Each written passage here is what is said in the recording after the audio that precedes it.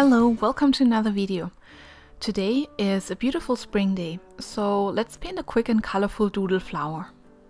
A full list of materials is in the description below. For this painting, I mix watercolors with watercolor pencils. Painting the background with watercolors is just faster.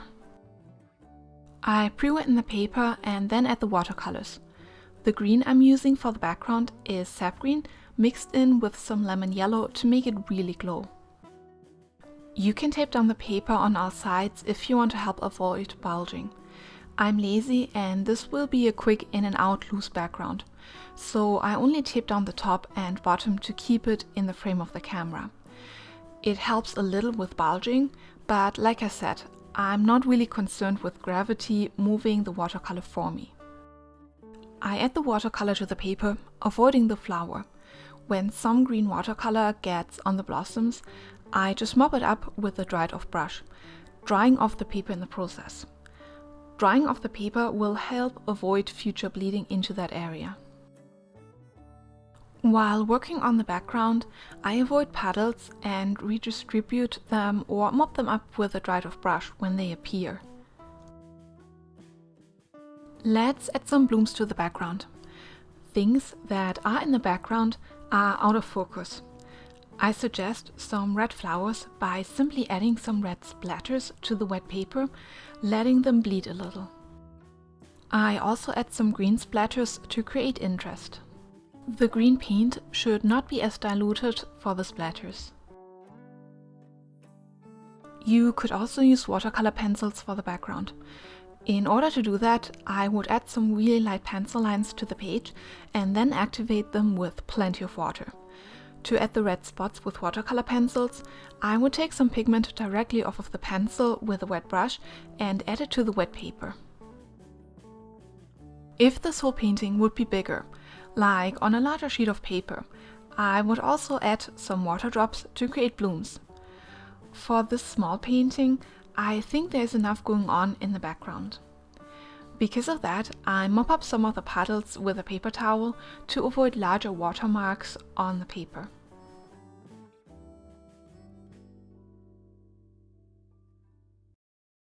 Once the background is dry, I can move on to using the watercolor pencils.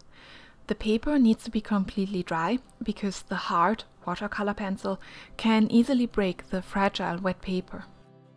For this doodle, I draw the outline of the flower, pressing with the pencil a little.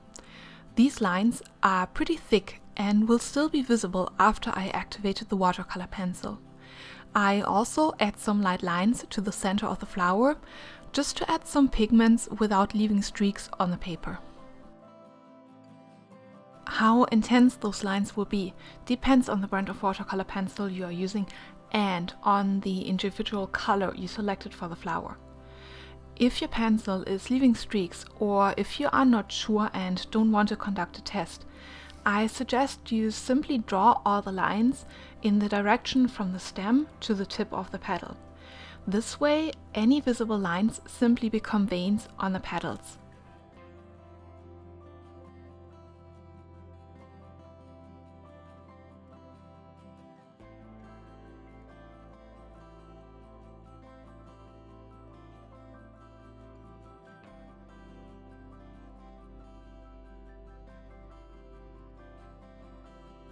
While painting the stem, I also press a little with the pencil to make sure that this straight line is still visible once I activate the watercolor pencil. The doodle leaves are painted using the same method. When painting leaves on a doodle flower, I like to make sure that they all look cohesive. What I mean is that I make a conscious decision in advance about the general shape and orientation. These leaves, for example, all have a little stem connecting them to the center stem. They do not touch it directly.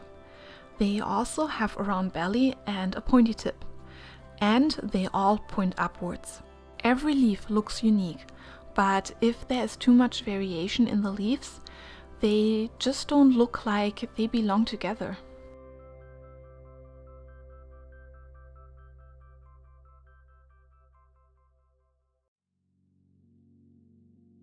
Pro tip: change your water if it is too dirty from painting the background. My water has just a slight green tint, so I will be fine. Let's start to activate the watercolor pencil. I changed to a smaller brush for more control and more precise lines. I activate one color at a time, because then I do not have to wash out my brush all the time. Watercolor pigments can transfer in the brush to another area if the brush is not cleaned properly. The reason why I start with the two flowers is easy to explain. Avoiding touching two large wet areas of watercolor pigment is easier than trying to avoid touching a bunch of leaves. When I activate the watercolor pencil, I start with the lightest areas, working my way towards the areas with more intense pigments. Some watercolor soaks up in the brush and will be transported with it.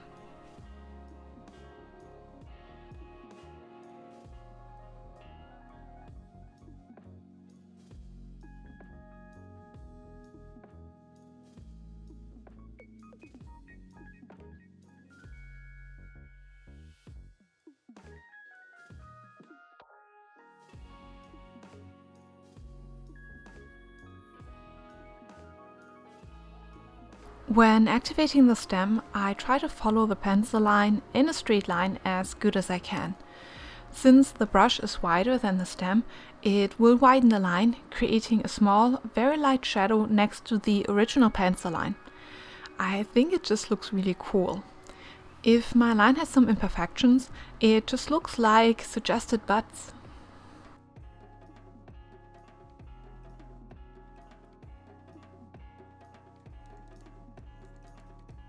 While activating the leaves, it is important not to scrub with the brush too much, as it can lift the colors from the background.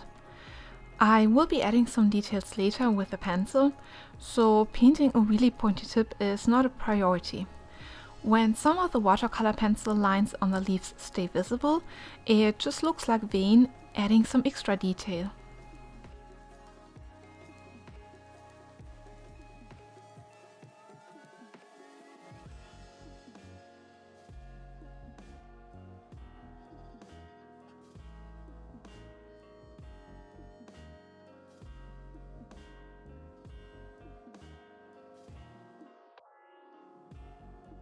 I again let this layer dry before adding more watercolor pencil. If the paper is still wet, it might get ripped by the pencil. For this layer, I redraw the doodle outlines to intensify them. I also add some more pigment to the top area of the flowers, giving it more variation in color intensity.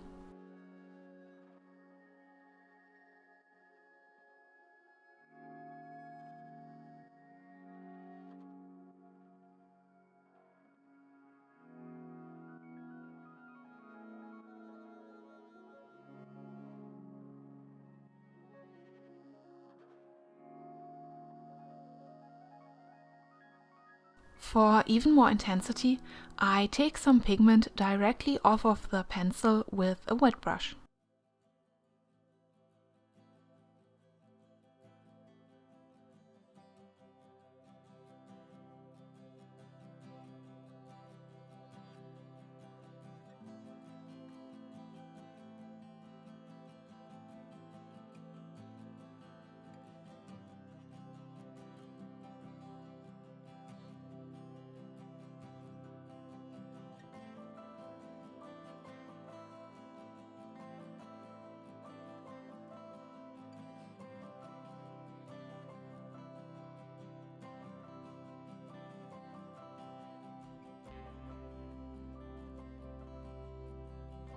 Even though this is just a doodle, I like to give it some dimension. To add a roundness to the flower, I intensify the colors on each outer side of the flower. To add even more dimension, I add more pigments to the middle petal. The petals that are in the front are on top of the petal in the middle, so a shadow would be casted on it, darkening it.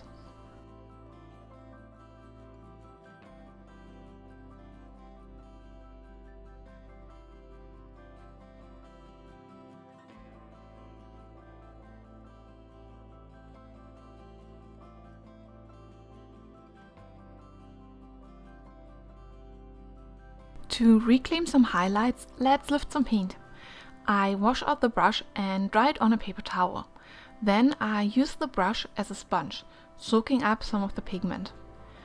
The wet watercolor will not or only a little bleed into the freshly dried off area. I can also use some water to create blooms as highlights. The water will push the pigment aside, creating an interesting cauliflower pattern.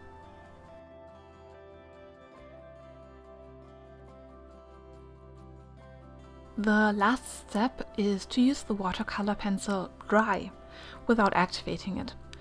I intensified the center vein of the leaves and used the watercolor pencil to add a pointy tip to the leaves. I did not sharpen the pencil intentionally. A sharp pencil would create thinner lines, which I would have to draw over several times to widen. This can break the paper. Also, this doodle simply has thicker lines. Just changing the line thickness mid-painting needs to be done intentionally, and I'm creating a cohesive painting, so the lines are all thicker.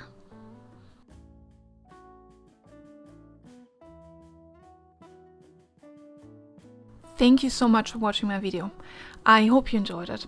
Please let me know what you thought of it in the comments below, and don't forget to like the video and subscribe to my channel for more fun videos.